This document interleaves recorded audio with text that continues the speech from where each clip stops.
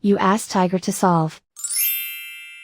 This deals with linear equations with one unknown. The final result is p equals 4. Let's solve it step by step. Move the negative sign from the denominator to the numerator. Group all constants on the right side of the equation. Subtract 9 from both sides. Simplify the arithmetic.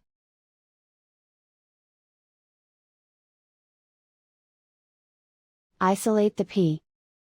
Multiply both sides by 2. Group like terms. Multiply the coefficients.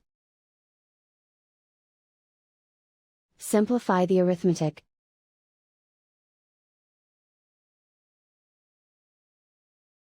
Convert the p into a positive number. Multiply both sides by -1.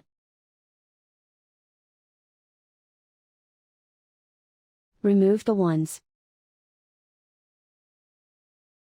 Simplify the arithmetic. And so the final result is p equals 4.